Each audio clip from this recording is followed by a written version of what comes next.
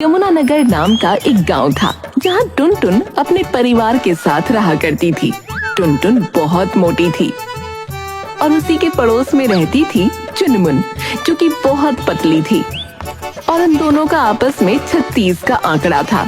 दोनों अगर एक दूसरे को देख भी लेती तो आग बबूला हो जाती थी।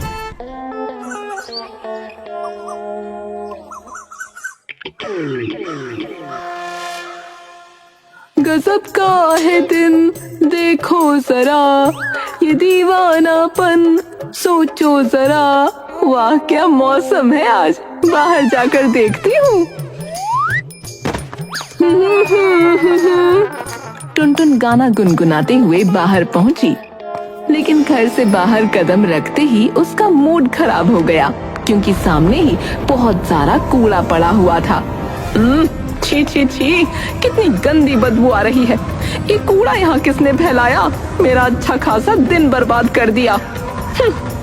तभी उसकी नजर पड़ोस में अपने दरवाजे पर खड़ी चुनमुन पर पड़ी। क्यों री, ये तूने ही किया है ना? किस जन्म का बदला ले रही है तू मुझसे? बुढ़ापे में सठिया गई है क्या? मैंने क्या किया है? मुझसे क्या बोल रही है? सुबह सुबह अपना मुंह मत दिखाया कर, पूरा दिन खराब हो जाता है। दिन तो तूने मेरा खराब किया है, ये कूड़ा मेरे दरवाजे पर फेंक कर। जैसी तेरी शक्ल वैसी तेरी अकल। ये हरकतें हैं तेरी। ये कूड़ा यहाँ से फटाफट समेट ले, वरना क्या कर लेगी तू? पहली बात, ये कूड़ा मैंने नहीं फेंका, और अगर फेंका भी होता तो तेरे इस तरह बात करने के बाद तो कभी ना उठाती। तू बहुत बड़ी वाली है, ये तो मुझे पता था, पर अब झूठी भी हो गई है। ये नहीं पता था। सफेद झूठ बोल रही है कि तूने ये कूड़ा ना फेंका, और कौन ये हरकत करेगा? हाँ। तभी एक औरत अपने बच्चे का कान पकड़कर लेकर आई।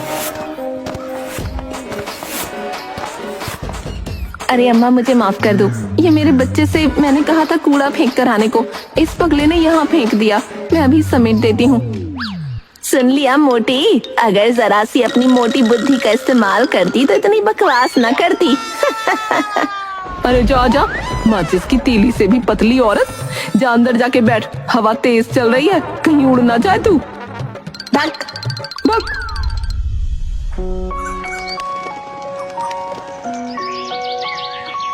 एक दिन चुनमुन का प्रिय मुर्गा, जिसका नाम चीकू था, गलती से टुनटुन के आंगन में चला गया। चुनमुन को जब पता चला तो वो गुस्से से लाल पीली होकर टुनटुन के घर पहुंची।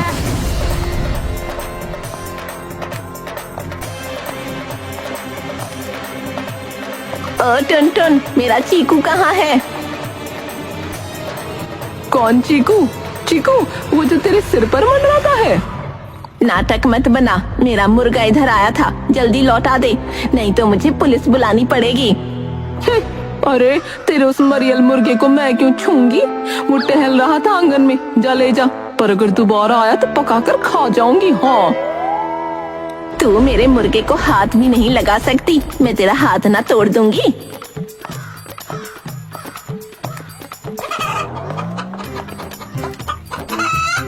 उस समय तो चुनमुन अपना मुर्गा लेकर चली गई, लेकिन दूसरे दिन उसका मुर्गा फिर से गायब हो गया। अब वो सीधी टुनटुन के घर पहुंची।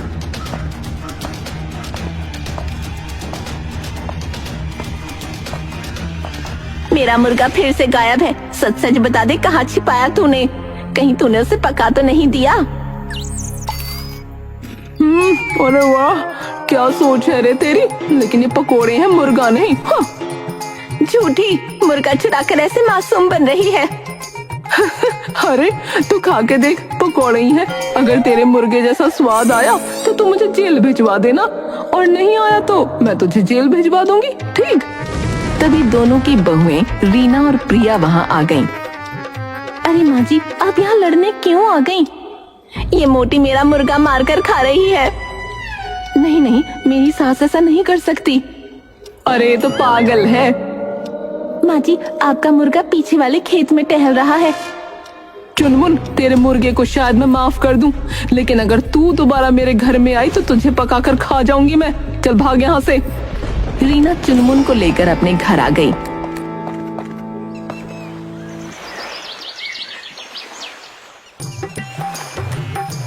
टुनटुन बैठी हुई थी। तभी एक सब्जी वाले की आवाज आई। आलू ले लिया, मूली ले लिया, गोभी ले लिया। सब्जी वाले की आवाज सुनकर टुनटुन फौरन बाहर पहुंची। अरे आलू मूली गोभी सब बेच रहे हो, टमाटर नहीं है क्या? क्यों नहीं, बिल्कुल है, लेकिन बस थोड़े से बचे हैं। हाँ तो ला, टमाटर मुझे दे दे, आज आलू टमाटर की सब्जी बनवाऊंगी बहू से। सब्जी वाला टुनटुन को टमाटर देता उससे पहले ही चुनमुन वहाँ आ धमकी और बोली, अरे ओ सब्जी वाले, टमाटर मुझे दे, तेरी सबसे पुरानी ग्राहक हूँ मैं। पुरानी ग्राहक है तो क्या, टमाटर पहले मैंने चुने हैं। अरे तू क्या कहीं की सेठानी है जो एक चीज को चुन लिया तो वो तेरी हो गई? चल हट पीछे, टमाटर मैं लूंगी। तू हट जा पीछे, वरना इन्हीं टमाटरों से तेरा मुंह लाल कर दूंगी। अरे अम्मा, लड़ो मत, टमाटर थोड़ा ही है, आपस में बांट लो। बांटने को कह रहा है? पहले से इतने छोटे से टमाटर हैं, जरा से लेकर क्या चटनी बनवाऊंगी?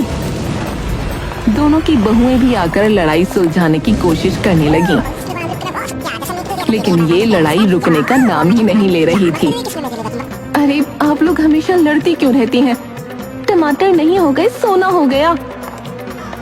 तभी वहाँ एक औरत आई और चुपचाप टमाटर खरीद कर चली गई। अरे ये क्या हुआ?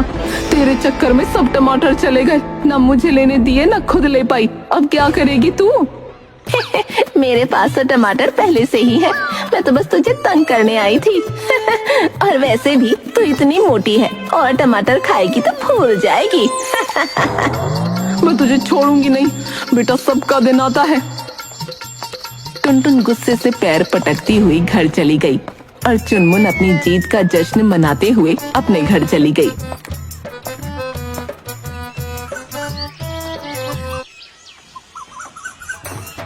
फिर गांव में एक दिन मिसेस सीनियर सिटीजन कंपटीशन की अनाउंसमेंट हुई। जैसे ही ये खबर टुनटुन और चुनमुन को मिली, दोनों के चेहरे खुशी से चमक उठे। दोनों ने तय कर लिया कि इस कंपटीशन में हिस्सा जरूर लेंगी। अरे वाह, अब इस गांव की असली रानी कौन है ये साबित करने का मौका आ गया है। रानी, तुझसे तो झाड़ू भी ज्यादा सुंदर लगती है। मैं जीतूंगी तो देखती रह।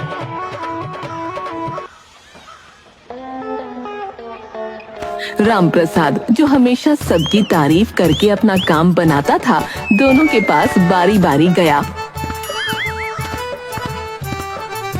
टुनटुन, तुम्हारा स्टाइल और पर्सनालिटी तो गजब का है। ये कंपटीशन तो तुम्हारे ही नाम है। हाँ, सही कहा रामप्रसाद तुमने। अब मैं जाकर अपनी तैयारी शुरू करती हूँ, वरना वो कल मुही माचिस की तीली मुझसे आगे निकल जाएगी।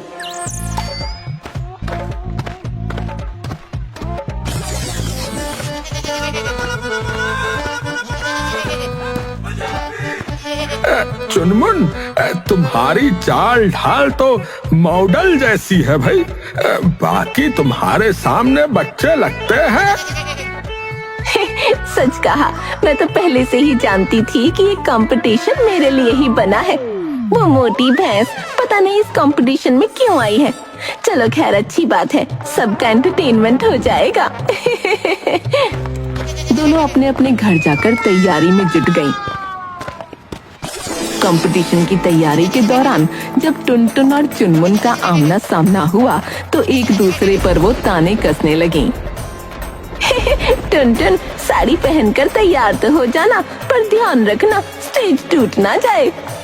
और तू जब रैंप वॉक करेगी तो कहीं हवा में मत उड़ जाना, स्टेज पर जंजीर से बांध कर रखूंगी तुझे।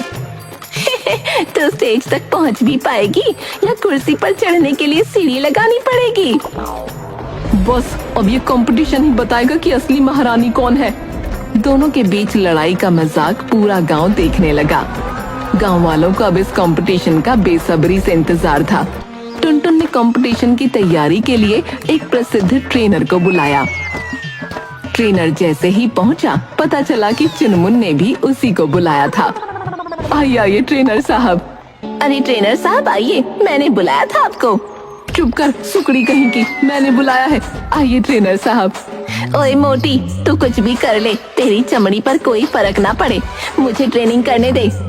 अरे ये तो मेरे घर आया है, पहले मुझे सिखाएगा। क्या बकवास है, मैंने इसे पहले बुलाया था, ये पहले मेरे घर आएगा। अम्मा, आप दोनों झगड़ना बंद करो, मैं खुद ही चला जाता हूँ। ट्रेनर वहाँ से भाग खड़ा हुआ। वैसे भी तू कितनी भी ट्रेनिंग कर ले, रहेगी सड़ी हुई। हाँ, और तू कितनी भी डाइटिंग कर ले, मोटी तो रहेगी ही। देख लेना, जीतूंगी मैं ही। सपने देख ले, जब मैं जीतूंगी तो तू अपने बाल नोचेगी। गांव वाले उनकी लड़ाइयाँ देख देख कर पक चुके थे। उन लोगों ने दोनों की बहुओं से पूछा कि दोनों इतना क्यों लड़ती हैं? अरे बहू, ये टुनटुन और चुनमुन हमेशा क्यों लड़ती रहती हैं? अरे पहले ये दोनों सबसे अच्छी दोस्त थीं। हाँ, लेकिन फिर इन्हें एक आदमी से प्यार हो गया। एक ही आदमी? कौन था वो? ये तो हमें भी नहीं पता, बस इतना पता है कि उसी के कारण इनकी दोस्ती दुश्मनी में बदल गई। ये तो बहुत बुरा हुआ, अब वो आदमी पता नहीं कहाँ मौज कर रहा होगा।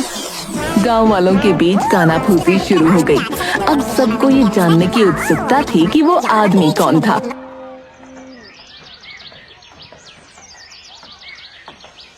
फिलहाल कंपटीशन का दिन आ गया। स्टेज पर रंग बिरंगी सजावट और मजेदार माहौल था। लोग प्रतियोगियों की रैंप वॉक देखकर खूब हंसी ठिठोली कर रहे थे। और अब हमारी अगली प्रतिभागी है चुनमुन। चुनमुन स्टेज पर जाने ही वाली थी कि अचानक उसकी सैंडल टूट गई।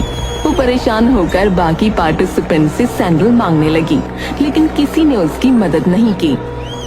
अरे बहन, अपनी चप्पल दे दे, मेरी रैंप वॉक खराब हो जाएगी। नहीं दे सकती, मेरी खुद की जरूरत है, तुम तोड़ दोगी।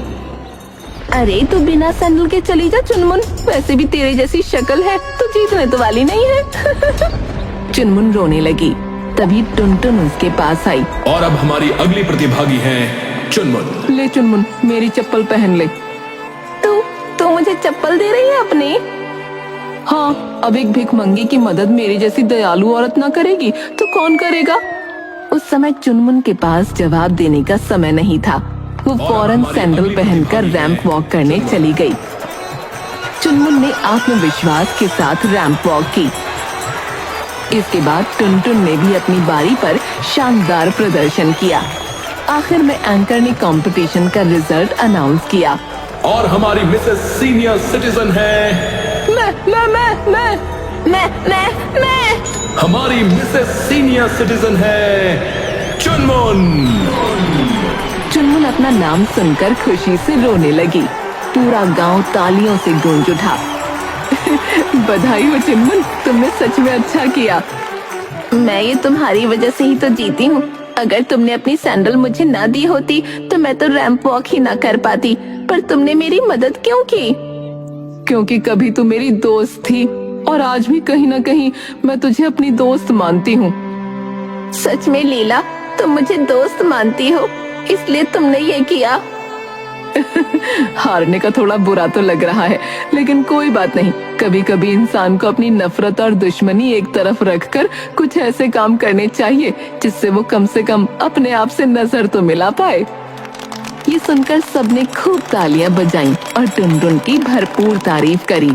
हम तो अम्मा को बहुत बड़ा वाला समझते थे यार, पर ये तो बहुत अच्छी निकली है। लेकिन इसी बीच चुनमुन और टुनटुन ने सालों पुरानी बातों का सामना करने का फैसला किया। लेकिन एक बात बता, जब मैं राम प्रसाद को पसंद करती थी तो तू बीच में क्यों आई? मैं कहाँ बीच में आई? उसने तो मुझसे जीने मरने के वादे किए थे। क्या? तुझसे भी? जीने मरने के वादे तो उसने मुझसे भी किए थे। गांव वाले ये सुनकर हैरान रह गए कि वो आदमी राम प्रसाद था जिसके चक्कर में ये दोनों लड़ बैठी। तभी राम प्रसाद वहाँ से भागने लगा, लेकिन टुनटुन और चुनमुन ने उसे पकड़ लिया। मुझे माफ कर दो, जवानी में मुझसे गलती हो गई थी। तेरी जवानी की गलती को हम दोनों ने इतने सालों तक भुगता। अब तू अपनी जवानी की गलती का खामियाजा बुढ़ापे में भुगतेगा। हाँ। ये कहकर दोनों ने राम प्रसाद की जमकर पिटाई कर दी। आई, ओई, आ। गांव वाले ये दृश्य देखकर खूब हंसे।